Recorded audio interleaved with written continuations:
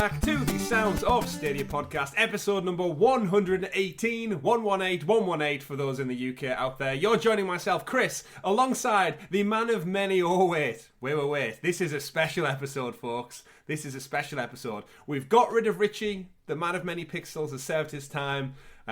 We haven't really. He's just not very well, bless him. The bug has got him. Not the bad bug, but a bug has got him. But in his stead, we've got the return... It's a Christmas miracle, boys and girls.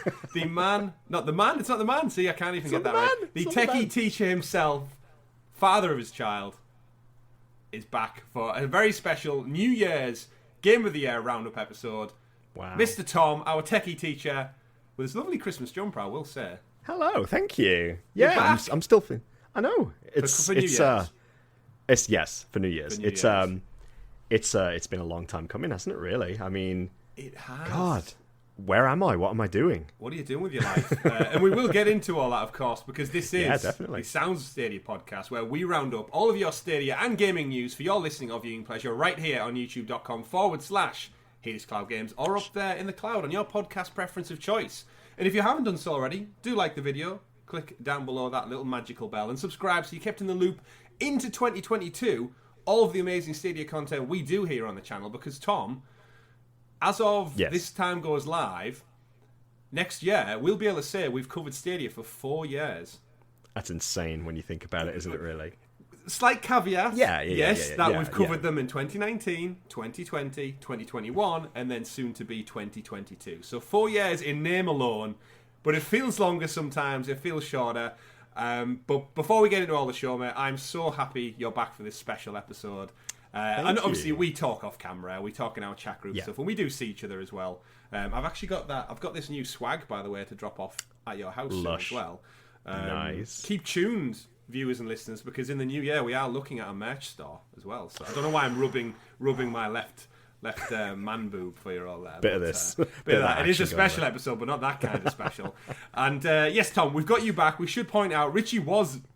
intended to be here. He hasn't missed a single episode. We're up to 118, and the poor boy, he's not very well. He's got in touch with us after we planned all of this out. He's not able to make it, so good wishes, health and happiness to Richie. It's not COVID. He has got a negative test on that, but just like me on the recording on Thursday, I'm on antibiotics now as well. It's just that time of the year, right? Yeah, absolutely is. I mean, I've had the shit kicked out of me with stuff recently too, so feel better soon, mate. Feel better soon. I mean, the antibiotics are doing wonders. I didn't want to go to the hospital. I did that thing where, like a typical man, you're like, I don't want to waste NHS time, money, like other people need it more than me. And my wife was like, no, get down. Christmas is coming up. If you can get better, don't be daft, don't be stupid. And I'm like, yeah, but it wasted, like, I'll get over it. My body, I trust in my body's health. And then she was like, no. And you know what, rightly so, because my chest has been absolutely killing me. I just won't admit it, like a stubborn man. So I'm on the mend. If I cough a few times throughout this show, just like I did last week, we apologise. And we should point out, we are also recording this a little bit earlier. This is being recorded on Tuesday the 21st. So we're recording actually 10 days before it's due to go live. So apologies if we miss any news, folks. But even when Richie's down and out, Tom's making a grand comeback, I'm unwell, we're still going to bring you a weekly Stadia show, and that's what we're here to do. And thankfully, Tom, we got some pro game news. So it's actually stacked up really, really well. And we are going to be talking about our Game of the Year. But before we delve into all that juiciness, let's just catch up on you, mate. Let's catch up. That's what all of this is for. They're not here for Stadia news this week. They're here to learn about your life, how's fatherhood going, what games have you been playing, if you can even find the time to play games. You really enjoyed Spider-Man. That is the question. Talk to us. What have you been up to, mate? What have you been up to? Well, I mean, first and foremost, child, naturally. Joshua's now pushing, he's over 4.5 months. By the time this episode comes out, he'll actually be 5 months old as well. So that's a big thing. That was a huge change in my life now, and all for the better, obviously. But yeah, when people really do say that a child is like so time demanding, they really aren't joking. But it's been amazing. Like the time I've had with him has just been incredible. With work as well, it is what it is. It's just you get times to play games here and there, and so you sort of, I suppose, value that time a little bit more. So you really have to think hard about like what you actually want to put that time into. So I've been playing a few things here and there. I've been jumping back into some single player games. for me, one of the big ones I started playing recently was the Guardians of the Galaxy game, which I've really been enjoying. Really, really good game, actually. How far through? I'm actually, again, limited time, not that far through. Where have I been? I probably am only about like 3 chapters into the game, to be honest with you. I think I've just gotten away from I found out about like the weird culty people. Okay. And sort of like escaped the ship, the Haller's Hope, is it called? Yeah. So it's about to kick off then. The story's about to get into its main gear, I'd say, after that. Yeah. But there's about 16 chapters total, so to give you a feel for how far through. But yeah, we'll get into it later in the show with Game of the Year. But once we get the list up and we start going through, that might be my Game of the Year. That isn't Stadia related, so yeah, definitely a good pick for anyone out there. And it was one of those titles where I'm really disappointed it didn't actually make it to the platform. I really thought we would have been a shoe-in with it, with Square Enix and all the Tomb Raider titles and such, and yet it's not. Yeah. Been playing anything in the cloud? In the cloud, I actually randomly, like, I've been playing a bit of Destiny 2 here and there, just jumping in, just doing things, but Destiny 2 is starting to feel a little bit more like a second job again. So trying to wean myself off that a little bit. In terms of other things I've played in the cloud, I've actually gone back and I've been playing a little bit of Baldur's Gate 3 as well, which it's kind of a shame that Richie's not here because I know he's a big fan. But yeah, played a bit of Baldur's Gate 3, still in early access, still got a lot of things, changes coming to it and so on, but they're adding bits here and there, new classes and so on, so it's quite nice just to jump back in every once in a while and just mess around with it, and still actually really enjoying it. I think the benefit with games like that is you can sort of go in and you can just do different paths, different characters every single time and just mix it up and just see what happens when you throw shit and see where it sticks, really, I suppose. Yeah. I think Richie's put a pause on it for now because he's still waiting for like that full major release, and I know a couple of people are, but it's again, it's finding that time to go back and delve into them, and it's nice to see. Definitely. I think every time you go in, there's more, like, that's the great thing with the early access, is there's always stuff changing every single time you go in, almost like on a weekly basis. Yeah, absolutely. That's great to see. I did have a big cough there. I was going to go to the next sentence and then apologies for audio listeners more than anything. So you're an accomplished father now, you're ticking away at your job.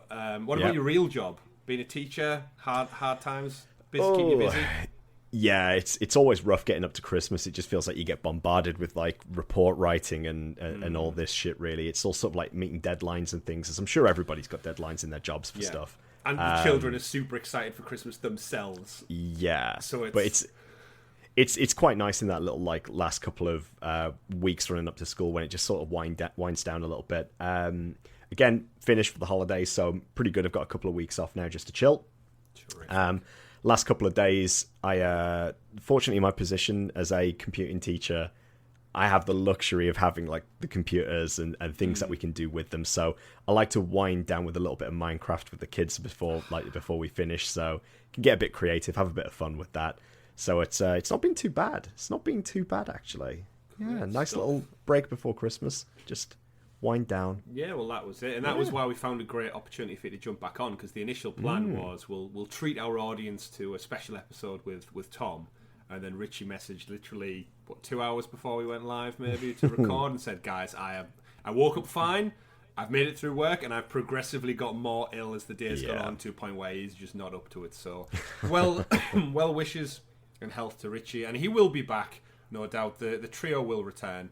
But we have got a great show lined up for everybody, talking about your January Pro Games.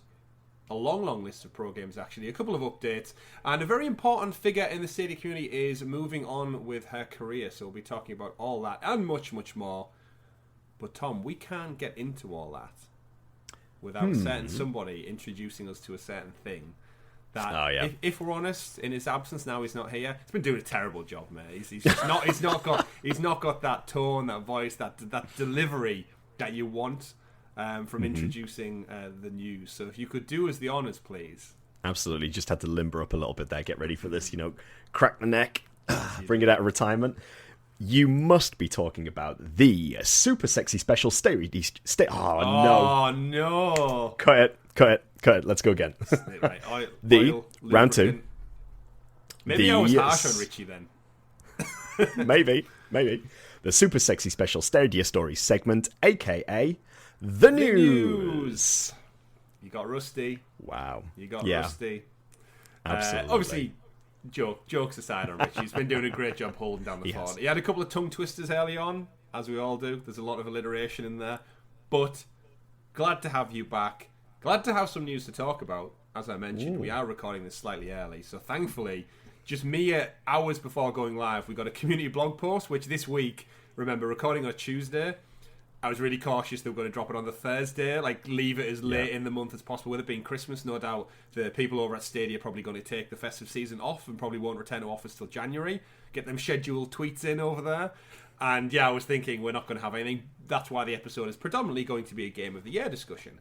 However, we've got a lot to talk about, Tom. So, kicking things off with probably the biggest standing point, and that is Grace Yang, of course, awesome Stadia Community Manager, been in the role since the very beginning, since Stadia's inception. As long as we've knew Stadia, we've knew of Grace. I think she was probably one of the first follows on Twitter, and she's been an ever-present figure in the community, both across Reddit, the community blogs, Twitter, her own live streams, organising the events, of course, the face of the Rainbow Six Siege events that were hosted, the Listen Live events we've done. Always working in the background to do a terrific job. And I just want to read from her Reddit post that went up because she is due to leave the role on the 23rd of December. So I'll read directly from Reddit. Hi there, Stadians. I'm writing this farewell with many emotions, as this is one of the most difficult decisions I have ever made. On Thursday, December 23rd, I'll be signing off as your community manager and starting a program management role at Wing, which is a really exciting step for my career, luckily within the Alphabet company. So she's not going anywhere out the broader picture, but obviously Stadia aside. While I'm very excited to take this next step in my career, I can't help but feel a hint of sadness parting ways with such a wonderful community that has not only made me fall in love with gaming all over again, but also has allowed me to connect with amazing, talented and kind-hearted folks across the globe. I will forever cherish everything I learned along the way, all the new friends I made, and being given the opportunity to serve as your community manager for the last 3 years. Though I'm leaving the Stadia team, you best believe that you'll be seeing me online playing games on Stadia and trying my best to win my first game of Battle 64 on Super Bomberman R. So what can you expect from the community going forward? It's business as usual, with my esteemed colleague Chris and the broader Stadia team here to listen to your feedback and generally enjoy everything you all bring to Stadia. My heart is full of fond memories, and I can't thank you all enough, Stadians, for being the best community ever. Signing off, Grace from Google. And that was a very heartfelt blog post there, and I think I, and alongside the wider Stadia community, will wish Grace the absolute best in her next career steps. You've done an amazing job, very fond memories indeed, and I think you can take that next step in your career journey, having done a terrific, amazing everything over the last 3 years. Without a doubt. Add anything to that, Tom? Any sentiments of well wishes? I just have, like most of the people in the Stadia community, a massive amount of respect for her. And, at the end of the day, time passes, people move on, and we all move on. We all have a goal within our lives, within our career, and opportunities come as they do. So all the best to her, really. You've done a fantastic job for 3 years. And like you said before, the fact that we've nearly covered this for 4 years at this point is a shock. That, to me, that time has gone by insanely quickly. So no, Grace, it's been fantastic. Thank you for everything. Thank you for your help for us, for everything you've done for us along the way. You'll be missed, without a doubt. Big shoes to fill. Absolutely. From both, I think, an optics standpoint. I immediately want to know who we can talk to next in relation to Stadia, because she very much carried the flag publicly on a lot of fronts. So whether that's people stepping up, people coming in, I'm looking forward to seeing what 2020 and beyond holds. But that just means, Tom, we can definitely reach out to her and see if we can get her on the podcast now. Hey. That's my initial approach. Obviously, not saying anything's happening, guys. But Grace, if you are listening, if you are watching, I know you've tuned in for a couple episodes, and we do talk off camera occasionally. Hit us up. Let's get you on the show, and we won't talk about news or anything, but we just love to hear about your gaming history and such. So, I felt like I've called her out there now immediately after saying our farewells and well wishes. Of course, still part of the Google team, going off to work for Wing. Never heard of Wing, by the way, before this. Wing I believe it's Google's branch of like the electric scooters, like the ones you can find in the cities and so on. Interesting. Don't quote me on it. I feel like I should back that up with a bit of research. I thought it was delivery, but it's within alphabet, so one of the many letters that's there, A through Z. And yes, sad times, but good times ahead. All the best, Grace. Have a happy New Year and a Merry Christmas, and hopefully some enjoyed and well-deserved time off as well. But the train does not stop moving just because a passenger gets off, Tom, because as I mentioned before, that brings us into the story number 1 of the week after Grace's news, and that is your January Pro Games, ladies and gentlemen. January is, at this time, still a good 10 plus days away. They've treated us early. This is indeed an early Christmas present, and we've got 5 titles to break down and talk through with you all today. Starting things off with a game that I'm quite happy about, because I did not want to pay full price for it when it launched on Stadia. Bloodstained Ritual of the Night is your first announced one. It was, of course, teased as part of Stadia's 12 days of Stadia, which me and Richie covered on this week's episode of the podcast. For better or for worse, those days are still ticking over. They have, in my opinion, got better. The news has started to be more about deals and games as opposed to telling us stuff we already knew. So it's it's on the right trajectory path. But here we are. Bloodstained Ritual of the Night is a full game experience, an exploration-focused, side-scrolling action RPG packing all of the best features you've come to know and love from a Metroidvania genre into a single content-packed game. Players Miriam, an orphan scarred by an alchemist's curse, which slowly crystallizes her body in order to save herself and indeed all of humanity. She must battle her way through a demon-infested castle summoned by, I want to say Gebel, Gerbils. Her old friend, whose body and mind has now become more crystal than flesh. Of course, this is a spiritual successor to the Castlevania series. It's very well received out there in the gaming world, published by 505 Games, developed by Artplay, and this is one that I would have bought if it had landed at a sweeter price. Yep. And Tom, we talked pre-show about all of these pro games. You've bought this one. Of course, but coming back into the fold with the podcast, it wouldn't be a pro game announcement day if you didn't own the majority of these titles already. So tell us about Ritual of the Night, Tom, your time with it. Would you recommend people check this out come January? Absolutely. Particularly, as you said before, like fans of the Castlevania series, whether you have a history of playing things like Castlevania Symphony of the Night, if you do enjoy those Metroidvania type games in particular, or even if you're just somebody who may have casually just watched the anime on Netflix and really enjoy it, well worth checking out. It's considering the fact that it's coming to Pro is amazing, to be honest with you, because like you say, it's one of those titles really that I've not really seen go on sale very often. I was very hesitant myself to actually purchase it when it originally came to Stadia because it was coming at a price point which was £35, right? Yeah, it was very much sort of like staple retail AA indie price, I would probably put it at. And it never really went down. Like, it's one of these games that you see that very, very rarely goes on sale. So it's very hesitant, but in the end I did buy it, and it plays like a dream. Now, for anybody who has delved way into the back catalogue of our podcasts, I do also own this on the Nintendo Switch, and on the Switch it kind of plays a little bit like ass. So to have now played it on Stadia, it's a much better experience. It's much cleaner, it's much slicker, it's nice, but yeah, Castlevania lovers, eat your heart out. It's brilliant game. And we have had, not on Stadia, but we have had the Castlevania collection this year, so if you've got that itch but you want to play it, like you said, at a better performance in the cloud and in a new one, it's very well received. So go check that one out if you can, or when you can, I should suggest, because these announcements come, but we still have a while to wait till January. We've got to get Christmas out the way first. Christmas, Boxing Day, all those celebrations. But yes, great thing to kick things off. So we were teased with that initially as part of that was on day, I want to say 6. I think that was day 6 announcement. And then day 7 followed that up with another title. So another pro game confirmed and announced, and that is Darksiders 3. So we have now two of the Darkside games on the platform, but this one is the third entry, following on from number 2, which was also a pro game, still able to claim, if memory serves right. Return to an apocalyptic Earth in Darksiders 3, a hack-and-slash action adventure where players assume the role of Fury in her quest to hunt down and dispose of the 7 deadly sins. The most unpredictable and enigmatic of the 4 horsemen, Fury must succeed where many have failed to bring balance to the forces that now ravage Earth. Darksiders 3 is the long-anticipated third chapter in the critically acclaimed Darksiders franchise.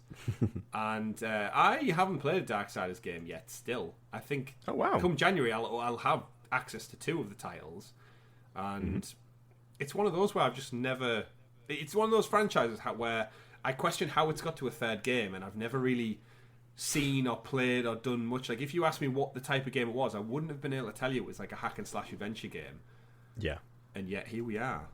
Is this one of your owned titles, Tom? Yeah, naturally it is as well. You have a problem. I do. I really, really do. I'd love to actually be able to calculate how much I've literally spent on this platform. If you look at the Stadia Pro monitor from InLead, I'm sure there's some filter in there. You could just go, I own this, and it'll just crunch the maths and transfer the funds directly out of your bank account. So it's Darksiders 3 then. Give us the rundown. Probably the one I've played the least, to be honest with you, out of all of them, but still follows the story of the overall arcing sort of franchise, I suppose. It is still a sequel to the other 2, but you play as one of the additional horsemen, Fury. New mechanics added to the game. Probably not as much content in this game as there is for 2, I would say. But it's still everything that you love with Darksiders, really. Like you said, the hack and slash goodness. For anybody who's never played it before, I think one of the things you could probably liken it to a little bit, in a very strange way, is sort of like a hellish Legend of Zelda. Bit of a strange way of labeling that, but yeah. Akin to kind of a bit like the old God of War games as well, I would say. Is another way of kind of thinking about it. That helps me visualize it a little bit more. Absolutely. Was it the definitive edition we got? The definitive for number 2, yeah. Darksiders 2, that's such a terrible word. Definitive. Yeah, we did get it as part of Pro as well, because I do own it, so... Yeah. I do remember last time, it's a different... Did you play as Death in number 2?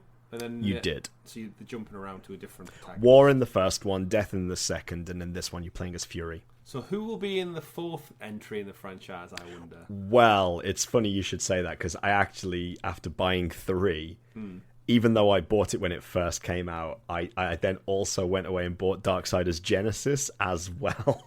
Right. For people who may have forgotten that game exists on Stadia as well. It does, doesn't it? Was that one of those titles that never got a discount? I know we joked at the beginning about games that were always price full for such a long time. Like Attack on Titan is a game that I don't think to this day has had a price cut on Stadia. Never been hit with a discount. Even though it's top of the alphabet, it's the first game everybody sees in the store. It's in prime real estate. Maybe that's why they don't discount, because we're at the top of the pile, so everyone's going to see us first anyway. Tell you, if you want a game to do well, just title it like AAA. AAA game, insert title afterwards. Oh yeah, Genesis, of course. I forgot about that one. It's on sale right now, and we'll get towards some sale conversation in a short while. But we've got more pro games to talk about. So throwing it over to the next one, slightly different pivot of a title. You've also got the ability to claim in January Shantae Half Genie, is it? Risky's Revenge. It is. That's correct. Which is a Nintendo 2DS game. Remade. So this is the Risky's Revenge Director's Cut. Is a powder keg of high-octane, hair-whipping, hip-shaking action now available, featuring thousands of frames of animation, huge multi-sprite bosses, and a quest so big it's bursting at the seams. Guide the half-genie Shantae through haunted wastes, burning deserts, enchanted forests, dripping caverns, and deadly labyrinths, discovering magical attacks, brew zombie coffee, save golden babies, and master the art of belly dancing to transform Shantae into more powerful creatures. Now, this time, I think you were actually on the show when this was rated or announced before, because you've played these titles in years gone by. In my mind, this is very much Monster Boy if it was on the Nintendo 2DS, obviously slightly older art style. But if it's enough to merit a director's cut, there's got to be something good about this game. Oh yeah, absolutely. It's again, it's one of these franchises that I think I've said in the past before that a lot of people have seen but have never really delved into. But you're absolutely right when you think about that sort of like Monster Boy-esque level of gameplay. It very much embodies that. It's, there's a lot of like moving backwards and forwards between levels once you unlock certain abilities, certain powers, transformations, etc., to access new areas. But for those of you who may have played the first one, the Half Genie Hero, this is the supposed sequel.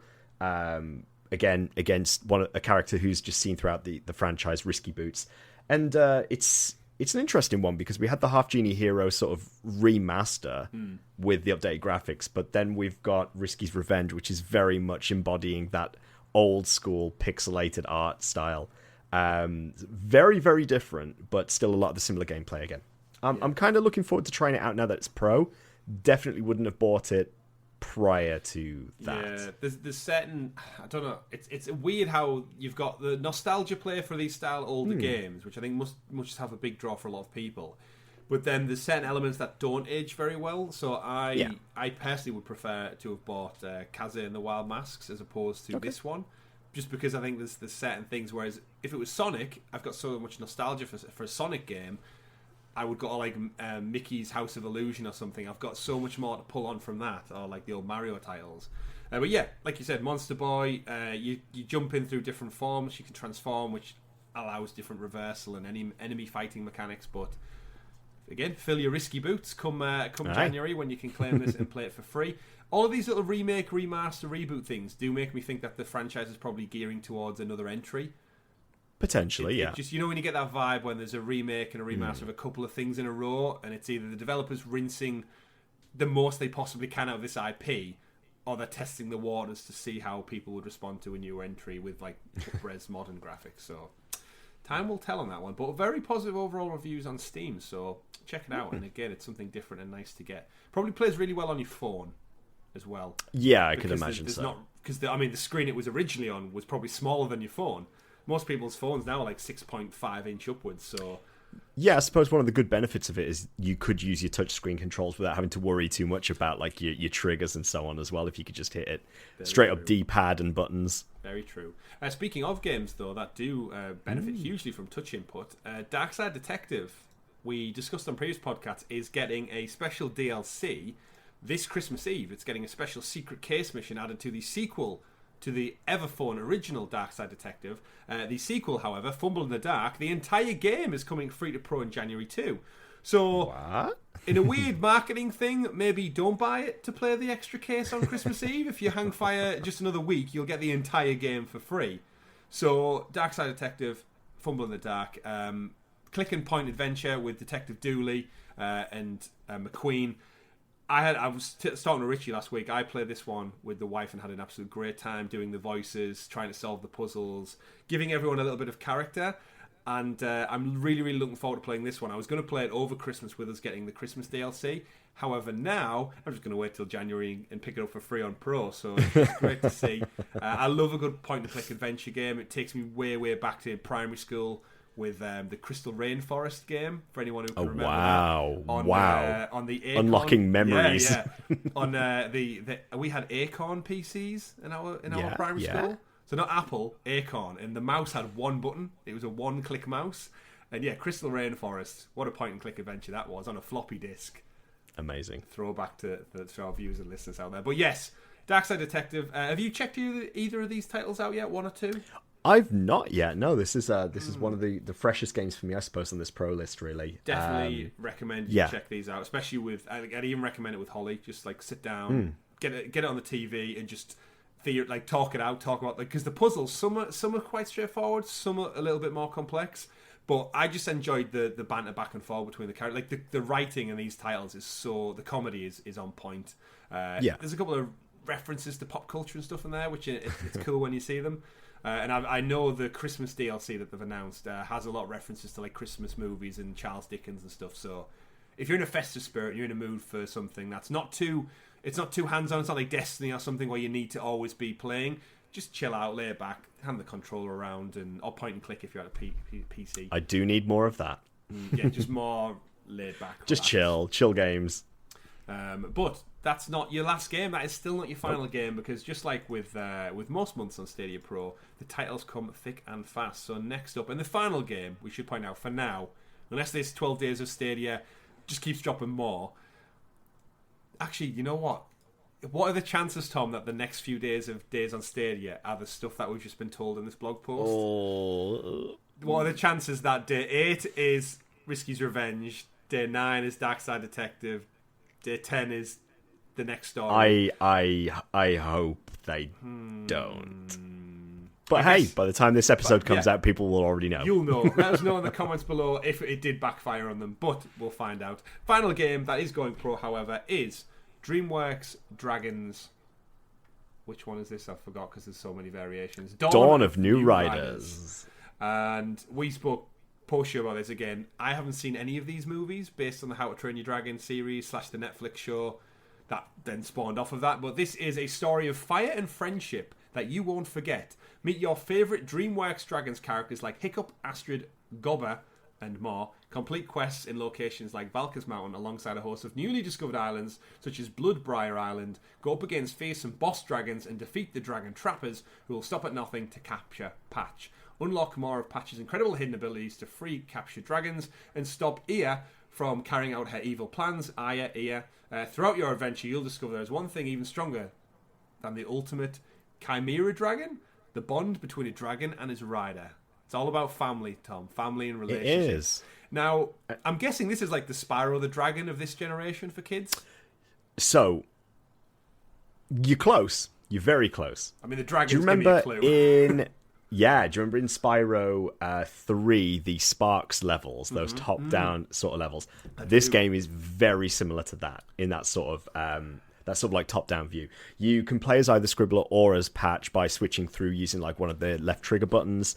Scribbler has his own set of abilities. He's got a weapon, he can attack, he can defend against and things like that. And then Patch has like long-ranged attacks and can solve puzzles. And that's essentially what this game is. It's progression through a story, fighting enemies along the way, and solving puzzles, all with a nice little How to Train Your Dragon skin on top of it. Yeah, it's because this is the thing I've theorized a few. I know we spoke about a few times on this podcast, but not having children, and I know, pardon me, a lot of people kind of dismiss these titles. Outright Games doing tremendous work for family-friendly games up there as well. Like this doesn't do anything for me. However, I'm such a massive fan of Spyro the Dragon. The little guy sat up there above over my shoulder. But that's because I played that when I was the age demographic this is aimed at. Yes. So it's easy for me to just, as a 32-year-old man, go, dismiss it as a kid's game. But there's an audience of millions and millions of people out there. You're the father to someone who...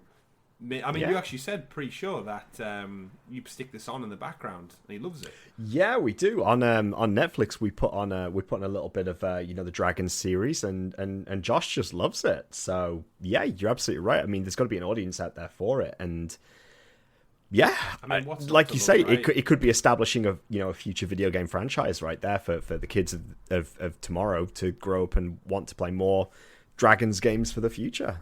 They love to get the Dreamworks in though, don't they? They do, of course they do. Trademark, copyright. That's marketing 101. It's a bit cringy, that. It is. Very positive reviews though overall from Climax Studios, and as I mentioned, another one from the Outright collection. You'll love to see the support coming, and that is your 5 Pro games for January. So at the time of listening, you'll be able to claim them. When does this go live? Monday the 27th. You still got a while to wait, actually. We'll have another episode out by the time, 2 days into you claiming all these, so not long, but luckily you've got things like Christmas and family and Boxing Day to distract you whilst you wait. We do actually have some more Stadia news following on from the Pro Games though, because that's not all. Our friends over at Stadia Source this week have picked up the fact that a game has just been rated for Stadia. None other than the most awkward name to say is a game title, My Hero 1's Justice 2. All those ones and twos. All those ones and twos is arriving. It's the over-the-top smash hit 3D arena fighter, based on Hero. Did you say Hero Academia? Yeah, My Hero Academia. Right. I know not. This is where Richie people really will handy. know what that is. People will know where what Richie comes in really useful. Yeah. Usually I would play a trailer in the show, but Bandai Namco love to copyright strike anything to do with anything they own. So I can't even visualize what it looks like for our viewers out there on YouTube. But essentially, it sounds like a 3D like Smash Mortal Kombat kind of like fighter system using the characters from the My Hero series. I don't have much to add to this other than it has been rated, so my guess is we'll probably see it come the turn of the year sometime. Yeah, if not sooner, it might be a special Christmas treat. Hell, it might be 12 days of Stadia Christmas promotion. Maybe. But this reminds me, watching the video trailer, it reminds me of the One Piece series, just based on the same kind of art style. And we found out a few weeks back when One Piece World Seeker came out of the franchise that Richie is like a massive One Piece fan and he watches all the series, all the episodes. And I've been his best mate for like 30 odd years, and even I didn't know he enjoyed to watch that, which is like, it blew my mind when he told me. So are you a closet One Piece, My Hero anime fan at all? I'm quite into my anime. My Hero Academia is something that's never really crossed my path. A lot of like the kids that I teach are really into it, and I see a lot of references to it around the school with things like, you know, people wearing badges and patches and stuff like that on their bags. And whenever I talk to them about anime, they usually bring it up. But I don't know whether I've just like missed the boat on that. But yeah, it's got a huge following at the moment. It's sort of like akin to the I suppose like the levels of Dragon Ball Z and Naruto is what I would say for this sort of current generation. That's what I theorized with Richie, why I missed the boat, because Dragon Ball and everything was on Cartoon Network, and in my household growing up, we didn't have cable until a few years later when it I don't know when it became more accessible. So I had like your terrestrial TV channels. So I was all about like Pokemon and stuff on ITV, BBC One, like those shows. And everyone out there who had Nickelodeon, Cartoon Network, they all like had a whole different world of TV to watch. And I think I missed the Dragon Ball Z boat, which then had a knock-on effect for probably a lot more anime, which everything about my life would point towards I should really enjoy it and be into it. But then again, there's only so many hours in the day, isn't there? So exactly, you can only spend it. And I was saying to Richie last week, I've been back on the Pokemon hype train anyway. So I finished Sword now, finished off my Dynamax and fight. I've saved the Galar region, also known as the UK, from destruction. So I've done it. I got my Farfetch'd evolution. Excellent. He has a leek sword. He's badass. I have a Weezing who's got a top hat and a monocle, which I just like these these Britishisms that they bring into play with it. But shout out to Pokemon again. Not that we'll ever see it on Stadia. However, one thing we will see, Tom, and second last news story for the week before we get into our Game of the Year discussion. It is, at the time of recording, Assassin's Creed Day, which I did not know was a thing until today. Everything has a day, and there's not been any announcements, no major news. I know last week we covered all the big Valhalla news. Excited for that, Tom? You're a big Nordic mythology Valhalla fan. I am. 35 more hours of Asgardian warfare. Keep it coming. Just keep shoveling it in.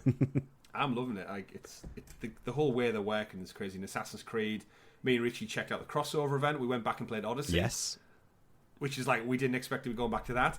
And now there's something in the air now, because I tweeted out last week saying actually my favourite of the new 3 trilogies is Origins. Partially because I think I'm just a bigger fan of Egyptian mythology rather than the other two.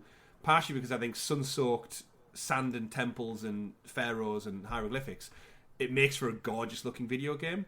And I think that's why compared to looking Odyssey. Over the green plains of England. Yeah, I mean, I look out my window and I see green pastures and such in terrible weather.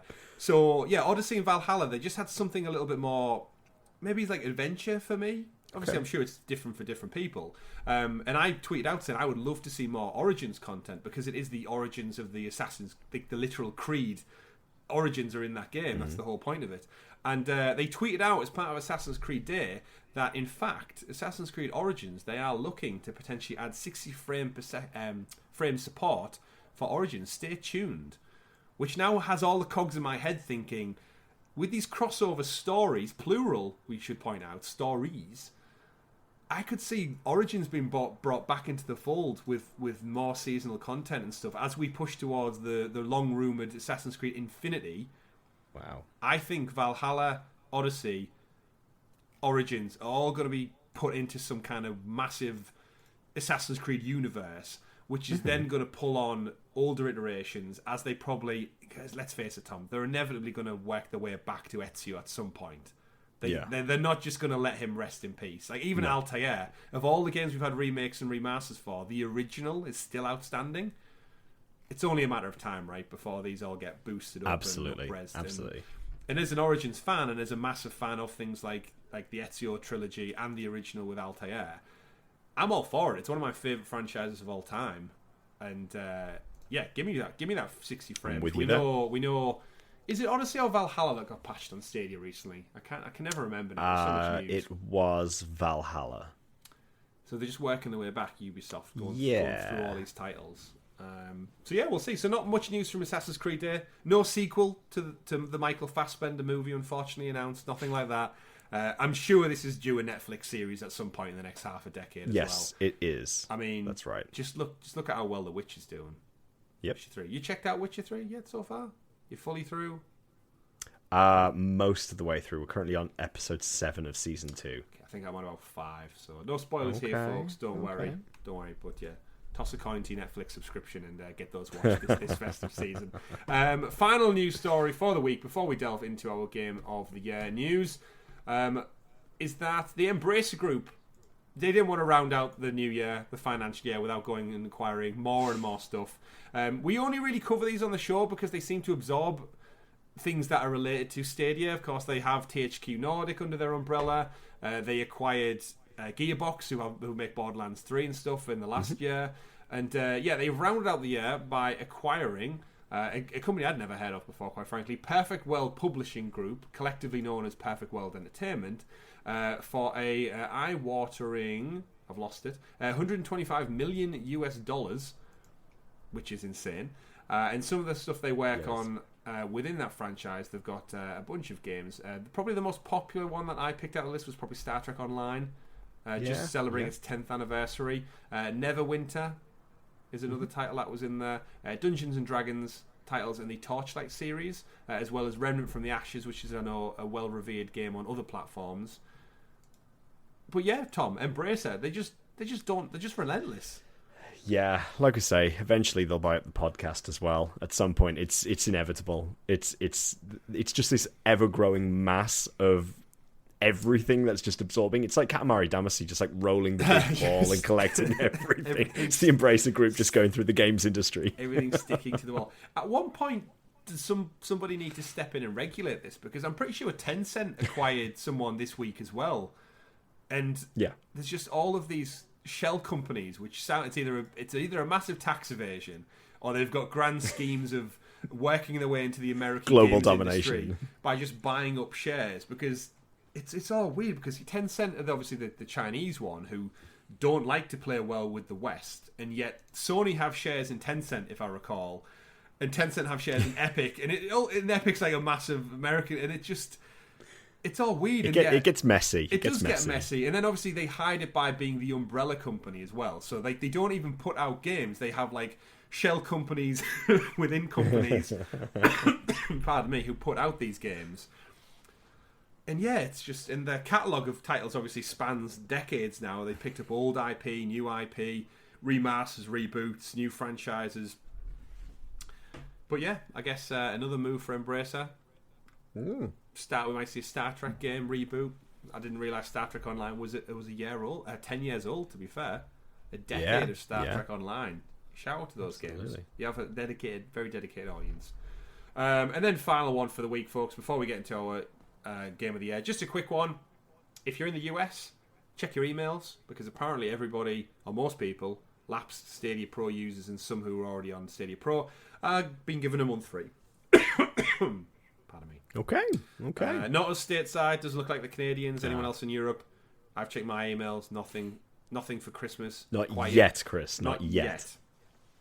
We're just getting a lump of coal, Tom. That's what we get. Yeah. Which back in the day, a lump of coal for Christmas would have probably been quite good to stick it on the fire during the cold winter months. Just get all the coal from all your family. Is that why people had like 8 or 9 kids? To get more coal? More coal. It's like Tooth Fairy, and more teeth you get knocked out, the richer you are. It makes sense. Then you reinvest and stuff. Speaking of teeth, actually, I've got a wisdom tooth coming through here. Lovely. I had one last year. Fast forward an entire other year, and this other one's coming through just in time for Christmas. We're getting to that point where everything I eat now is getting irritable. on this side. Fun?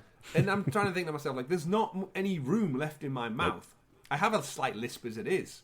That's not going to help filling more teeth in there. How have we not evolved to a point where, like sharks, we just lose our teeth every 10 years and then get some new shiny ones come through? How handy would that be? On a complete side note, did you know that some people actually, their wisdom teeth grow in literally horizontally rather than coming up? Yeah, some people do. So that's one to keep you awake at night. Well, the right one was fine. So I'm hoping this one's just going to mirror the other one. Now I'm worried about some from the top, because apparently you get 4, right? So I'm just glad they haven't came all at once. I don't think I could cope with that pain. But we digress, folks. Don't forget your dentist appointments, kids. It's important. The main point of the show, Tom, what we're here for, episode 118. We're rounding out. It's pulling teeth. It's pulling teeth. We are rounding out the year 2021. It's been a long one. It's been a crazy one. It's had its ups, it's had its downs for many, many reasons. And hopefully on the horizon is a nice, fresh start of 2022. And I, for one, am looking forward to it. I like the fact that it's 2-2. Something sits visually with 2022 better than 2021. I don't know about you. I just like the way the number writes out on paper or type. I like that. It's a big year. We've got weddings to go to celebrate, to revel in. Yes. We'll hopefully be allowed to go abroad on holiday. I'd love to see some actual sunshine.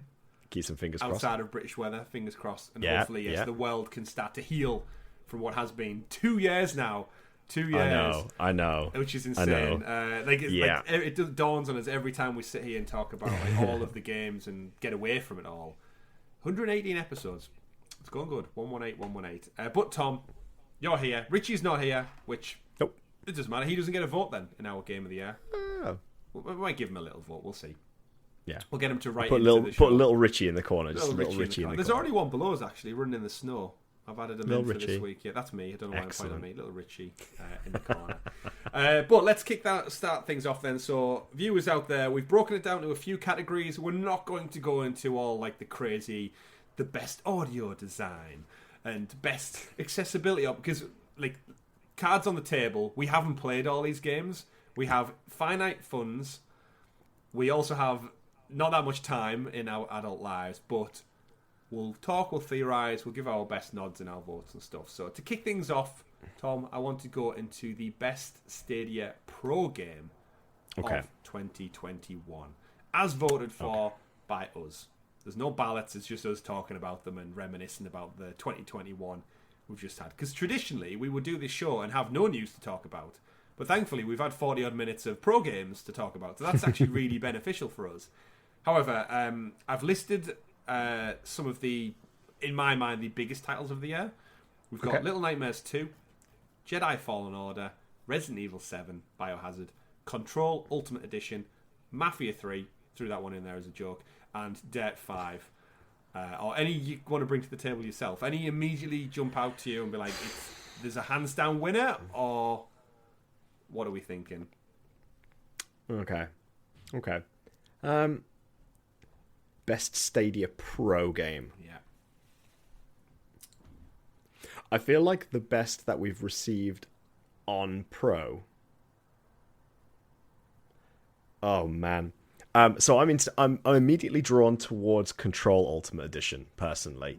Namely, number one, because of how you felt about it in the past, how you've talked about it in the past. It is a very good game and it looks very good in the cloud. I don't necessarily believe that it, like, historically I would have said Jedi Fallen Order, but I feel like it's been too long now for that. Okay. So I'm sort of like putting Jedi Fallen Order a little bit on the back burner there a little bit. Fantastic game though. Again, folks, it's incredible that we got that on Pro, but I feel like that ship has sailed a little bit on it. Would you believe me if I told you Control came out before Jedi Fallen Order? That's insane. I don't believe you. I don't believe you for a second. I'm pretty sure September 2019 was Control, and I think Jedi Fallen Order came out in November 2019. But we received Control as a later Pro game, yes, right? True. Yes, yeah. Okay. So that's where I'm sort of coming from the pro game perspective. Is that to me, Control is a newer title for me to play, because I'd never played Control the first time around. But am I doing it just to sort of keep up with the Joneses, like the fact that how you felt about it. Yeah, when we talked about this before. It's an odd one for me because like looking at it, I totally agree with you. Control, one of my favourite games of the last few years. The Ultimate Edition is obviously all the DLC with the Alan Wake content, which has me in high hopes for Alan Wake Remastered making its way over to us before we get the inevitable sequel that they announced at the Game Awards. So there's something there, but Jedi Fallen Order, I can't get away from the fact that we got it in May. We had it in time for May the 4th, and I was saying to Richie on last week's show, as a Star Wars fan, giving us that game for free on Pro on the month where Star Wars is celebrated across May the 4th, when every other platform, yes, there was discount stuff, but to give it to us for free on May the 4th, I think was just like the perfect combination. And I think that for me is what pushes it a little bit above Control. Both undoubtedly games of the year and fantastic AAA quality titles. But I feel like that little Star Wars... But then I'm a Star Wars fan and we both are, so it's... Yeah. You make a really good argument, though, for that. Any defense... Obviously, Little Nightmares 2. I don't think it's going to win. Nah. Shout out to the fact that we got it day and date. Yeah. Like everyone else went and paid £25 for it. We got it for free. Yeah. Which is... It's phenomenal. It warrants a mention. Absolutely. It's just unfortunately not Star Wars or Control. Yeah. Do you know what? I have actually played a little bit of Dirt 5 as well, and it is a decent game. It is a decent game, but it came out at a time where I don't really think, apart from the die-hard racing community, I think there was a lot of other stuff going on, really. Yeah, well, we got it later on Stadia as well, so I do feel like the hype that came in the November upon launch everywhere else dies down a little bit. Great, then it came to the platform in March. Great. Yep. All your car enthusiasts jumped on that. And then, credit where credit's due, it came on Pro within the same year of launch, so we got a game that had been out less than a year for free with your Pro subscription. But I think, unlike IGN, who gave Forza 5 their game of the year, part of me thinks, because it's a motorsport, and I'm not a die-hard fan of motorsport, it lessens it for best pro game for me. And I'm sure people could come on here who are like massive racing fans and be like, well, actually, it's the best racing game to date. And I'm sure it is for a lot of people, but this is the same reason I would never vote for FIFA, I would never vote for Formula 1, I would never vote for PGA, because I think sports titles inherently, there's nothing about... They fall into a sports category. Outside of the sport, there's no story, there's no... And again, that's what I play games for, but this is why it's all subjective. So... But Resident Evil 7... But Resident Evil 7 was that also... was a moment as well, Resident Evil 7. We had an absolute blast playing that. It was beautiful. And as someone who's like not traditionally a horror fan, playing it with you guys on stream has kind of opened the door to a whole new category of games that I would love to play. Yeah. Give me 2 and 3 next year, please, Stadia. And then the 4 remake, which is inevitably going to come out some point next year. Could you imagine if we go into like March, Stadia, you get Resident Evil 2 remake for free, and then 2 months later, we get 3 for free, and then Resident Evil 4 remake, which I don't think's officially been announced yet, but it's so heavily rumoured it's got to happen, comes out in like the late autumn time in time for Halloween. The VR version of Resident Evil 4 is out now as well. Yes, that's getting loads of plaudits as well for best VR game of the year. Yeah. Yes, I love Biohazard, but I feel like I've got that. Oh man, I've got that Star Wars pull. Yeah, you're selling me on that now as well. I'm struggling because Control. Yeah, I sort of feel like I have to default this to Jedi Fallen Order now on the basis that I have this gut feeling that Control for me is mostly coming from a place where you felt so strongly for it when we put it up against Jedi Fallen Order previously. But I think considering the timing of it, I think you're absolutely right. I think Jedi Fallen Order, and as far as I'm aware as well, again, it was the first platform that the game went free to play on as well.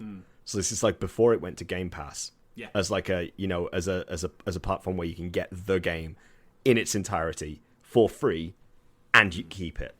So yeah, screw it, let's go for it. Jedi Fallen Order. Star Wars Jedi Fallen Order, our best Stadia Pro game of 2021, and even just with those games, if next year's list is equivalent or like on par with that, I'll be a very happy boy. Next year, I don't know what they're going to pull out their ass for it. Mafia 2 maybe, We might see that in the next few hundred days. I've not given you an update in a while, Tom. I actually stopped doing it on the podcast because we got Mafia 3, and they thought that would silence us. But I'm not, because Mafia Definitive Edition has been out now for 450 days on other platforms, and they gave us 3 as Pro. Congratulations. Thank you, Hangar 13. We're still waiting on 2 and 1. You promised us 2 and 1, but that's why you're not getting Stadia Pro. What are you playing at? Come on. What are you playing at? It's almost getting that joke we made at the start saying we've been covering Stadia for 4 years, 2019, 2021 and 22. We'll be able to make a joke about this game soon, where the Mafia Definitive Edition would have been announced in 2020. It's now 2021 and 2022. It's been 3 years, technically, almost. But we digress. Moving on, we've got a category for Best Stadia Feature. We have Direct Touch, the search bar, and the Explore tab getting a refresh on Stadia. Okay. I'm sure if there's anything more you want to throw in there, but I feel like it's been not a quiet year, but there's not been many, because we've had crossplay and everything kicked off last year. It's great, but I don't feel like we've seen that much more implementation. We've had like Pixel Jump Raiders came out, and it was like, oh great, state share still works, but outside of like Dead by Daylight and voting for your killers, I don't think all these Stadia unique features have been implemented as much as they really could have done. So yeah, not much to pull on. Feel free to let us know in the comments if there's anything we missed out. It's hard to figure out what came out when now without doing masses of research, because like we said at the beginning of the show, time is so funny right now. I can't remember what came out 2020, 21 or anything. So I also sort of like don't necessarily feel like a lot of the current states of certain features are actually being utilized to the way that they originally intended them to be. Like, again, I still don't feel like those voting features are very chat friendly for live streams. But that aside, out of the 3 that we've got here, Direct Touch, Search Bar, or the update to the Explore tab, I feel like by default it has to be the search bar, but I don't like claiming it as the best Stadia feature, so to speak, because I don't really feel like it warrants being called the, like, you know, winning an award, so to speak. Yeah. It should just be a damn... It was so necessary. It was so necessary that... It's still... I don't even know if it's still rolled out to everybody yet. Have you got it on your app? Yeah. Oh, no, I've definitely got it. Definitely got it. On mine now? Used it earlier. Yeah, it is on mine now. Yeah, it wasn't last week when I checked, so it's there in the store. I'm going to make a case for the Direct Touch. Okay. Purely because we got Humankind this summer. Yeah. And with good optimization, I think it could open the door for much more titles in terms of variety. So I think I've been a big advocate of us getting some more RTS-style strategy games. I love Planet Coaster, Jurassic World Evolution. I've tweeted at Frontier many times now, saying bring us those type of games. And even this very week, as we record this, 100 Days is going through Stadia testing right now for touch input. So I've been able to, alongside the Iron Apple DLC they just released, so get your sun-dried tomatoes out in California and jump back in with that one. I'm going to throw another one out there, and it's not necessarily a feature per se, but it was actually an update quite recently to the Stadia app, because I felt for the longest time, as somebody who has, you know, 100 and probably at this point 140 plus games on Stadia, that the UI on the app really started to get ridiculously slow. But a recent update, and all of a sudden everything just loads quite slick now. I can just scroll all the way down, and then bam, everything's updated. So kudos to the dev team behind the app there. I think you've done a great job actually getting that up to speed now. It's starting to feel a little bit more usable. But yeah, Direct Touch, I think it's a great idea. I think it really opens up the usability of Stadia, really, particularly for people who are playing on the go on their phone and playing those RTS or just general strategy type games. It's definitely one that I think will see a lot of benefit in the future, depending on the types of game that come to the platform. Well, I think that for me, that's the biggest thing. It's like the search bar's great, but it's more. Yeah. It's an irony that it wasn't there from the beginning. The Explore tab, I can see where they want to go with it, but it definitely needs some more social tweaks. It needs to be made into more of a social platform with comments, likes, shares, as opposed to just follow this person. Here's all the screenshots and videos. Like you need more of a back and forth for people to utilize it for what it is intended to be. Ideally, like it's great that I can see and follow and watch your videos, but let me comment on them. Let me say, oh, that was an awesome goal, an awesome kill. Like, oh, that headshot was sick. Like, let me do that, and then make it more sociable. Back and forth. Yeah, that makes much more sense. So, direct touch. Congratulations. I hope we see it on more. You take games. We take it. Yeah. Moving on to our next category, best ongoing game. Now, this might be one, Tom, where you're able to throw some more in, but I've just pulled on the big boys. Destiny 2, of course, celebrating the Witch Queen content in the turn of the year. Division 2, just recently announced they've delayed their Year 2 content later into 2022, but the game was pretty much done and finished until Ubisoft went, hang on a minute, everyone seems to like Division 2. Let's People still play this? To it. Yeah. Let's go. PUBG, about to go free-to-play in the new year as well, so some big moves happening for PUBG. New maps and content as well. Hitman, World of Assassination. I think shout out to Hitman. They obviously dropped the third entry in the series before moving on to the James Bond project.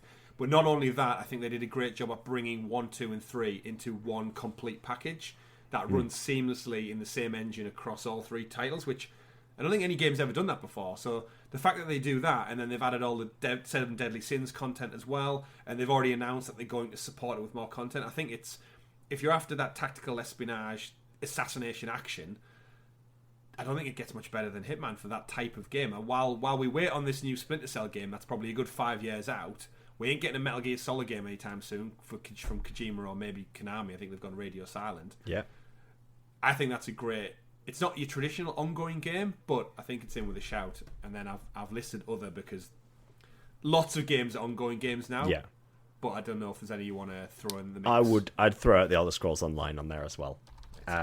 Recently they've had the Blackwood DLC, bringing back, particularly for fans of like the Oblivion game as well. There's a big chunk of DLC that they've added there for, exploring the Oblivion gates and getting back into that realm there. But it's a hard. I'm going to go ahead. Nah, not for me. For me, I jump straight in and say Destiny 2. I think it's still, out of all of those games, I would say it's the most visually stunning game, considering the age of it. Considering what they've done with it. Bungie have just celebrated their 30th anniversary as well as a company, and have really sort of like thrown it back with throwbacks to the original Destiny game, weapons from it. They've gone back and they've even added weapons from Halo. Obviously, Bungie used to be, to Destiny 2 as well, and they've even added a game show mode to. For people to mess around in for the anniversary too. For me personally, I think Destiny 2 is going to win this, hands down. I think all the others are doing an incredible job, like you say, of being ongoing titles. Very impressed with what Hitman have been doing in particular, with what IOI have been doing for that. I would happily agree with you there. I'm not someone who generally plays. Is it like played the Division start to finish, loved it, but again, I'm very much a story driven game, so I go back to it occasionally, just like we go back to PUBG on stream. I delve into Hitman occasionally.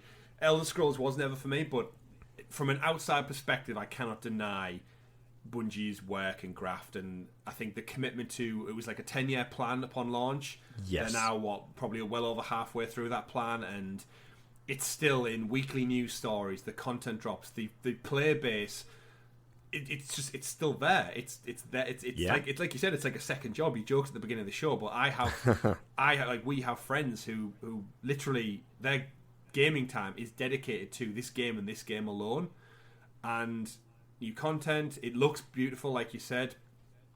I'm a bit out of my depth when it comes to it now. Like jumping in is so convoluted for me. Well, the thing is, as well, with these games, they're taking all of the old content and they're sort of like archiving it now as well. So the problem you've got with, because of this persistently growing world, a lot of the older stuff is now sort of like being not necessarily locked away. You can still access it, but it's not so accessible for a new player. We've got a brand new DLC, like full expansion coming out at the start of the new year as well, the Witch Queen, which the current season has been building up towards as well. I think this season has been the longest Destiny 2 season as well, in terms of the length of it, because obviously each is broken up where you get your season pass, but this one has been freaking huge. But yeah, they're constantly still refreshing it and adding more and more. And each of these seasons, you know, they're still adding weekly story to that season. It's not like just because it's 9 months long or so on that it's going to go stale after a couple of weeks. They keep adding stuff throughout it to progress and prepare us for the next expansion. So for me, without a doubt, Destiny 2. Great stuff. I think one of the best things they did was get away from Activision. Like, could you imagine if this was still under the Activision umbrella with everything that's going on there right now? Whew. Get out while you still can. But yeah, so I think I'm happy giving that to Destiny 2. I'm excited to see where it goes. And as with most of these games, I just really wish there wasn't a 2 on the end of it. There's something about which is like, if only it was called like Destiny Universe or Destiny Horizons or something like that, and then they could just add to it forever. Like Fortnite is just Fortnite. It's not Fortnite 2, Minecraft 2. There's just something like really particular that bugs me about the number sequels that never end. But we digress. Congratulations, Destiny 2, for best ongoing game. Of course, on Stadia. All those titles are on the platform. And next up, Tom, bit of an awkward category, quite frankly. Most anticipated Stadia game for 2022. And the reason it's a little bit awkward is we don't really know what's coming outside of Rainbow Six Extraction from Ubisoft, coming right at the turn of the year, and some point in 2022 we think Avatar Frontiers of Pandora from Ubisoft also. I guess we can probably throw in there, Tom, Just Dance 2022, and easily. What else has Ubisoft got on the cards for next year? I can't think off the top of my head. Either way, for games announced, we know nothing of Warner Brothers' stake in Stadia. We know nothing now from EA's future endeavours with the platform, Activision, Epic, Fortnite. I feel like we could be getting My Hero 1's Justice 2 in 2022. Yeah, that is true. Yeah, anything that's not out now that we've just talked about, I guess. But it's a tough one because again we can look to other platforms as we do, and I glance over at my PlayStation 5 and think, well, next year I am playing Horizon Forbidden West. I'm playing God of War Ragnarok. And if I want FIFA, that's definitely coming next year to my PS5. I've got the Uncharted Thieves Collection in the new year to play. And that's not even factoring for any announcements we get to drop through the course of the year. And yet, we are at that realization moment of we're on the cusp of 2022, and the well looks quite dry for the start of like if we're looking into January, February, March, April, May. Chorus was the last big game that we really knew of that wasn't Ubisoft. And I know we'll get indie games like that. That's a fact. Like that's all said, easier said than done. Most anticipated game Stadia for 2022.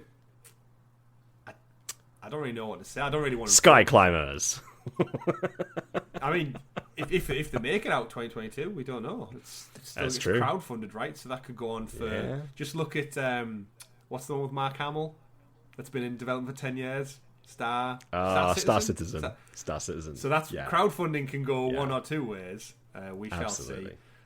This is probably the biggest one for me. Is let us know in the comments below what your most anticipated game is for 2022, because out of Rainbow Six Extraction and Avatar, I can't really pick one that's on this platform. I think this has to be one of those categories where I'm voting for it for the sake of voting for one, like politicians. Really, I'm voting for the sake of casting a vote for my. Do you know what? Yeah, we'll get onto that in a moment. We've got a category coming up that I'll save it for. I'm not gonna drop it now.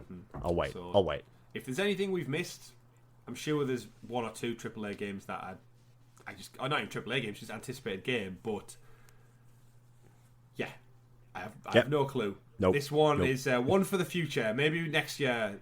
Look out for this category when we do Game of the Year 2022, because the games we can't list right now hopefully will be in it. But swiftly moving on, Tom. Stadia's Indie Game of the Year, because we've got some absolute bangers for this one. Just to throw it on the list really quickly from me, Pixel Junk Raiders, Wavetail, Merrick's Market, Kaze and the Wild Mask, The Falconeer, and Super Animal Royale to recently drop on the platform. There's probably some I'm missing. So feel free to fill in some blanks. That was just a few off the top of my head when I was pulling the list together. I'm sure Richie would have brought a few of his before he decided not to show up for work today. But yeah, anything stand out for you this year on the indie front? I think from the list that we've got there, I'm just trying to think of other games at the same time that have come out. But from the list there, I think 100 Days I've added on there. Yeah, 100 Days. Yeah, from what we've got listed there so far, I think the one that stands out to me the most is going to be Wavetale. I was actually really, really surprised by that game.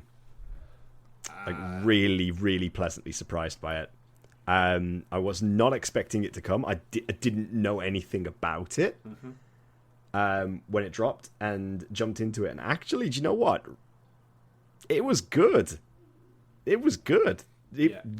I don't really have anything to say to it other than I actually really enjoyed it. Yeah, I was pleasantly surprised with Wavetale. It was one of those titles where we got it as a stealth drop. It was announced it's like exclusive to Stadia as a Stadia first title. So nobody else in the world was playing it. I think it might have got a PC release, actually. But other than that, console only. Pardon me. Yeah. And, did a first look on it. It's available on the channel now. I had a great kind of first hour playing it. And then, unlike some first looks, when you kind of go, right, there's the content for the channel, I kept playing. And I played it on the Razer Kishi, played it on the TV. And I just kept going. And it was one of those like palate cleanser games, I would say, where it wasn't too strenuous at all. It was nice and relaxing, the music in it. The story was quite fun and whimsical. And I think more than anything, the traversal was what just sold me on the game. And I alluded to it talking with Richie about the title before, but the traversal reminded me of how easy it was to move around in Spider-Man for the PlayStation, Insomniac Spider-Man. Just the ease of gliding on the water, jumping up and grappling onto a hook point, and the double jump. And like that girl's got some strength in them legs because she can leap over houses if you do a double jump. And like overall, like the traversal mixed in with the story and the art style's beautiful. And I think it must have just hit at the right time where it's 100% my Stadia indie game of the year. So I'm definitely in agreement with that. Shout out to Super Animal Royale. I had a great time playing that with Richie in the community last week. I enjoyed watching that. Great fun. Not that much substance to like. Again, it's one I'll go back to, and I had fun, but it's not my game of the year. Shout out to 100 Days as well. That was great. Yeah. Again, I'm looking forward to really, really trying that with touch controls because I think it's one of those style games where sitting back, swiping your cards in, naming your vineyard, naming your wines and stuff. I think it could very much work on a tablet really, really well with touch input. Yeah. Other than that, I didn't play Kazuya Wild Mass because I didn't want to pay £25 for it. Sorry. And I'm very much sure it's going to come to Pro at some point. Pixel Junk Creators ended up being quite disappointing for me. I expected more from it from a renounced indie studio who've made some banging hits in the past. Bit disappointed. Enjoyed the stage share aspect of it, but the game just felt empty to me. Absolutely. Music was great. Gameplay was okay, but then it just started to get repetitive and it lost its fun element very, very quickly, which was a shame. But we'll see. So, are you happy with Wavetale, Tom? Yeah, I'm just going through my list again, just at the moment, just to see if there's anything that sticks out to me for other games too. I don't really think there's much else on the list that I can pick out. But yeah, there's a couple of other indie titles that we had. Moonlighter came out this year, but again, I think from what we've got listed right there, I would say Wavetale, hands down. There's nothing else that's really stuck out that clearly to me. Yeah, I mean, when you compare it, we got Floor Kids, we got like that. Yeah, what was that? Football, Street Power, Football Pro something. So you're talking, you enjoyed Unto the End on the platform. Yeah, remember? Yeah. I enjoyed Unto the End. I got really frustrated with it though. My word, doing the first. We got Grime as well. Grime was a good one as well. Yeah, very different to Wavetale, but yeah, shout out to Grime. That's definitely got a place. But I think Wavetale kind of just ticked all the boxes for me at the right time as well. And if all you need to do is glance at social media to see that a lot of people agree with that as well. So shout out to Wavetale. Hopefully it'll get some more love once it eventually goes to wider platforms too. But let's quickly move on to some of our viewers and listeners games of the year. We asked people to write into the show, as we always do every week, and they can do on our Discord server. I'm just going to get it up now. Discord. Over on YouTube, Two-Bag wrote in and said Assassin's Creed Odyssey for him during lockdown earlier this year, not being able to do anything. Beautiful ancient Greece. Always was like vacations for me and my girlfriend. The game is great in its own right, but the beautiful, sunny, warm environment design is the best about it for me. Echoing kind of what I said about why I loved Origins so much. So it's interesting how we use video games as escapism, and being on lockdown, not allowed to go on holiday or venture the world. It's interesting to see how much video games have probably filled that little bit of a gap that we were so sorely missing. New Game Guy Time writes in to YouTube as well and says Wavetale came out of absolutely nowhere and landed first on Stadia Pro. Fluid character movement, soothing music, and fascinating ocean setting made for a terrific one-of-a-kind experience. This was Stadia's big gift to its fans this year. Good one there. Jin Hood echoes the same sentiments, writes in and says Wavetale because it was such a pleasant surprise. It's beautiful, runs buttery smooth on 4K 60. It is a great story with a decent voice acting, but we got that gem for free with Pro, which is fantastic. So again, Wavetale getting a lot of love there. A2Z Chiller writes in and says it's between Sage and Super Animal Royale. Both are great for a quick game or two, so it looks like someone's torn between the decision. Okay. And Andy Hall writes in and says so many.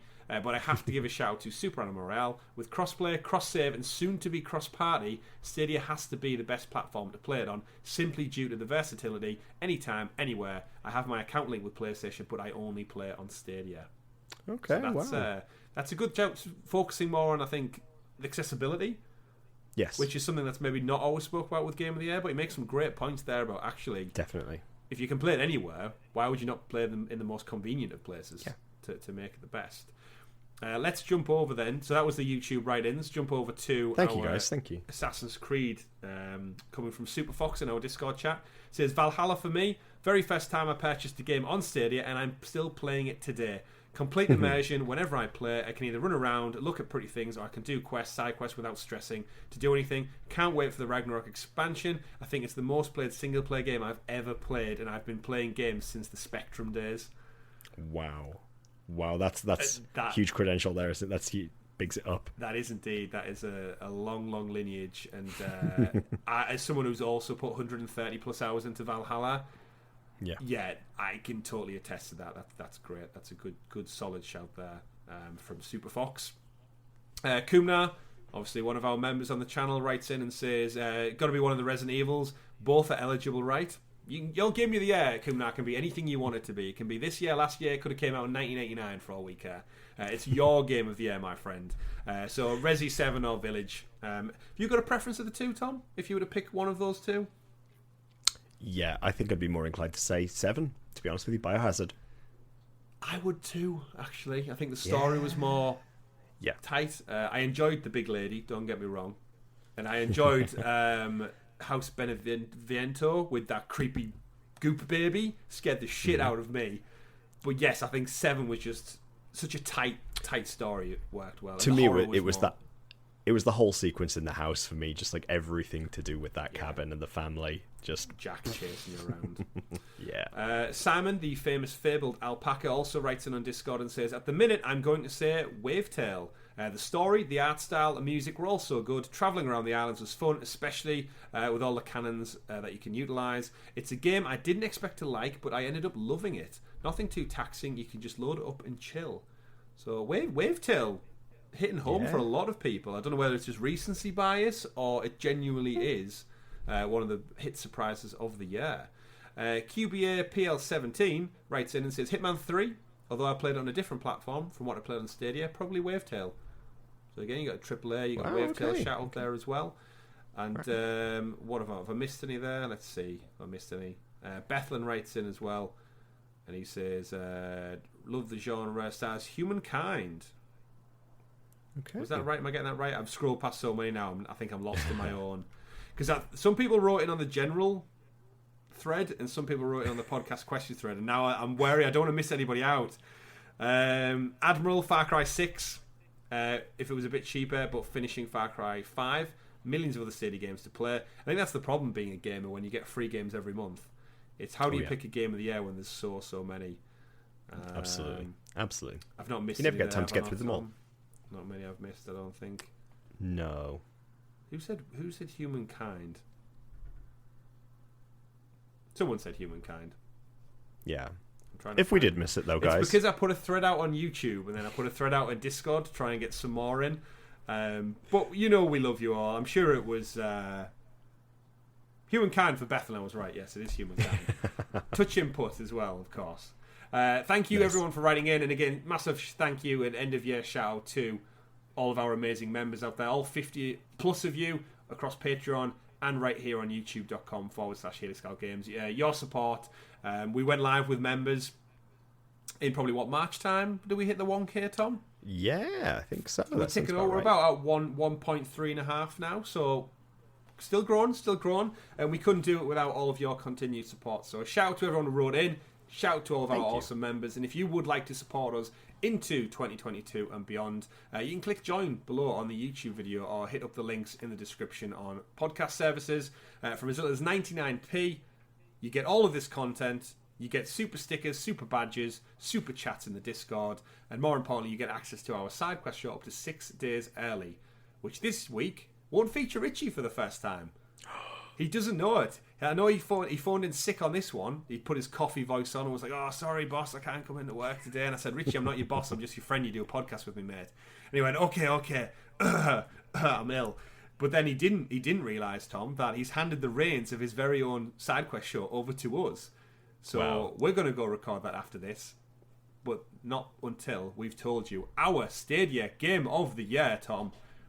It's been a good year for games, I think. It could have been better, yes. It could have been much, much worse, yes. Big titles for me to round out the show. Hitman 3, coming right in the January. A lot of people actually, I think, forgot Hitman came out this year. That's how long of a year it's been. Little Nightmares 2, again, shout, just probably more so because it was day and date and it was free. Outriders was this year as well, which came and quite frankly gone as far as I'm concerned. Did you pick up Outriders or not? I didn't. No, I gave it a miss in the end because of the controversy around it. Yeah, I'm glad I dodged that bullet. Apparently it's fixed now. Don't know how much it's fixed, but that's a story for another day. Of course, Resident Evil Village coming out swinging right off the back of us getting Resident Evil 7 for free on Pro.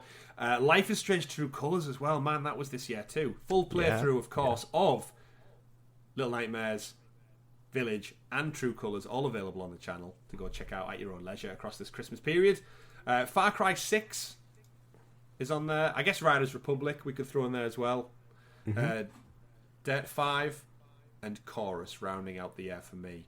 Feel free, Tom, to throw in any that stand out for you that I've not added on the list, but I think I went through like a Wikipedia article of all the games in 2021 and tried to get all the big ones out that specifically were only on Stadia, so no Call of Duty Vanguard on this list, but I don't think it's on anyone's list, quite frankly, this year, for other reasons or such. But Stadia Game of the Year, Tom, of those what you've played, what you've heard about, what the general consensus is, what would you deem to be your Stadia Game of the Year? I feel like it might be down to recency bias, but I'm going to go for it anyway. For me, it has to be Far Cry 6. From that list right there, I would say Far Cry 6. I think it is it's a polished game. It's got great voice acting in it. Obviously, you can't knock the lineup really for it. Who doesn't love a bit of Far Cry as well? Like, it's same old, but it just builds on it every single time. Every single iteration of Far Cry just builds more and more. And I would probably say since 3, this is the first one where I've sort of like genuinely gotten really quite into what I'm doing with it. Albeit sometimes I feel like I get quite lost with it. Oh yes. I feel like from the list there, I would say there's a close for me with Hitman 3, but other than that, I would give this to Far Cry 6 on Stadia. I do like the Far Cry 6 shout. Far Cry 6, my experience with it was an interesting one because I was hyped for it, and then it came out and I got about 10 hours in and I was like, I'm just not feeling this. And then I started to weigh on it, which is different for me because I love the Far Cry games. I've got the Platinum in like 3, 4, 5, New Dawn, and Primal. That's how much I play Far. I've got the Platinum for all those titles. And then it came out and I was just kind of like, which was so weird. And then I was saying to Richie, then I picked up Guardians of the Galaxy, came, I installed it on my PlayStation 5, and then I did that thing. As soon as I installed it, part of me was like, I kind of want to finish Far Cry 6 before I start this now. So I went back to Far Cry 6 before starting Guardians, and then it got me. And then I was like, oh shit, I'm in. I don't know whether it was like a story beat or a character was introduced or a weapon unlocked. Like just something clicked, and I was like, I'm back in, baby. I'm all for it. And then I played it right through to completion, got the Platinum Trophy. I checked out some of the Danny Trejo DLC, I checked out the Vast DLC, because I have the Season Pass as well. And again, Giancarlo Esposito, I wish he was in the game more. I really, really do. I don't think... He obviously clearly had a budget for his acting talent, and they utilised it best they could, but he wasn't in the game as an antagonist as much as I had hoped. Yeah. And for that reason, as much as I said I prefer Biohazard over it, I think my Stadia game of the year I had the most fun with was Village. Okay. Just because, again, not a horror fan. We played it on stream with our audience. Being scared shitless on camera, it just adds a totally different element to the game. So when I'm thinking Stadia specific, as a Stadia content creator, I've got to say Village, because like me and Richie, were you there for Village at the start of Village or not? I can't remember without. I was there. We did 7 and Village back to back, so I can't. Yes. Can't remember. I wasn't there for Village, but I've witnessed the sheer fear.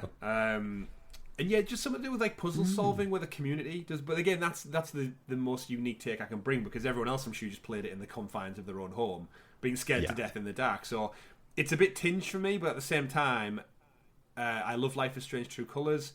I enjoyed Little Nightmares. I appreciate Hitman, but it felt like more Hitman for me. Similar to where Far Cry did. I enjoy Chorus, but it doesn't hit on that same Game of the Year level. No. So I'm happy to give it to Far Cry 6. Purely based on like its heritage, its history, and it arguably out of all those, it probably is the most AAA title out of the lot. Yeah, and if that's your vote, I'm happy for that to be my vote. I'm interested to see if Richie brings in any different dynamic, because he ain't here to defend his corner, quite frankly. So, nope. I'm happy with Far Cry 6. If you are, put a stamp on it. Stamped. Far Cry 6, Stadia Game of the Year from Helix Cloud Games, and. What do you think Richie would pick if he was here?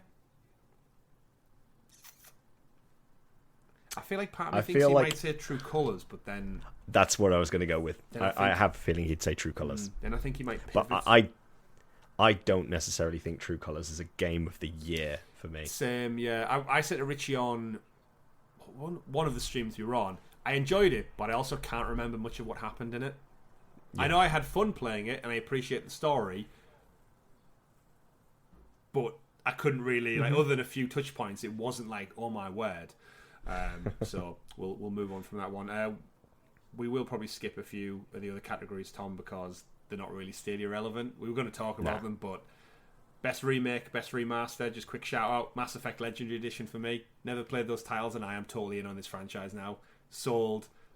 Got the Platinum Trophy in all 3 of them. I'm hyped for whatever 4 looks like. Give me some more Geth action with Commander Shepard or whatever that looks like. Let's go. All for that. And then finally then, Tom, just to quickly round out the show, our overall game of the year. Stadia aside, what is the best video game you have played this year? We're pulling from Hitman 3 again, Little Nightmares 2, Outriders, Village, Ratchet and Clank, Psychonauts, Life is Strange, Deathloop, Kenny Bridge of Spirits, Guardians of the motherfucking Galaxy, Call of Duty Vanguard, Forza Horizon 5, the much maligned Battlefield 2042, rest in peace, Chorus, and Halo Infinite coming in, swinging for Xbox at the end of the year. Yeah. What do you think? For me, looking at, like, just thinking about what I've played this year, I think the game that really sticks out the most, that I've had the most fun with so far, Guardians of the Galaxy. Guardians of the Galaxy, without a doubt. I love it. Personally, I eat that shit for breakfast. I love it. It's amazing.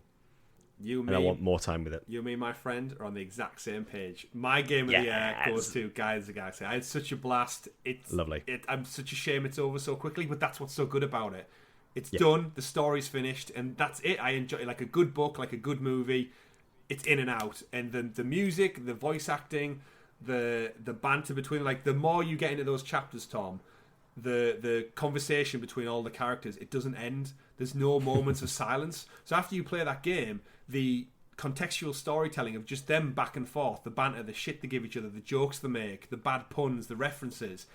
Over 16 chapters, by the end of it, you feel like you've had your entire life knowing these, and to a point where I would say you love them more than some of the MCU counterparts, which is saying a lot to a game that is taking a lot from the massive behemoth that is the MCU. And yeah, I loved every minute of it. Fighting's fun, story's fun, characters are fun. Don't get me wrong, they're quirky. There could be stuff that's improved. But it just shows you Square Enix commit to a single-player story. Your poor Tomb Raider team who made 3 cracking Tomb Raider reboot games got moved on to the Avengers project. Look what your teams can do if you give them a story project. Guardians of the Galaxy, Absolutely. my game of the year. What happened to Battlefield, Tom? What happened to Battlefield? Either way, yes, Guardians of the Galaxy. Hopefully, we see it on Stadia soon. Again, I've got to think it was maybe just a delay, or in 2022, is Square Enix done as well? Is that how it works? Like, who knows? Who knows? But we'll find out in 2022, folks, because this has been episode 118 of the Sounds of Stadia podcast, with the return of the techie teacher himself, Richie, of course, the man in many pixels, on bed rest right now. He'll be here for 2022 and beyond, once he's rested up and back well with us. You've been amazing for this last 12 months. Thank you very much for watching. Thank you for your support. Shout out to our members. We hope you all had a wonderful Christmas. We hope you all have a fantastic New Year, celebrating with both friends, family, colleagues, and loved ones. It's going to be a great year in gaming, folks. Cloud gaming is just getting started, as are we right here at Helix Cloud Games. Wishing you all the best. My name's been Chris. I've been Tom. We've been Helix Cloud Games. Have a great one, everyone, and play wherever makes you the happiest. Goodbye. Happy New Year.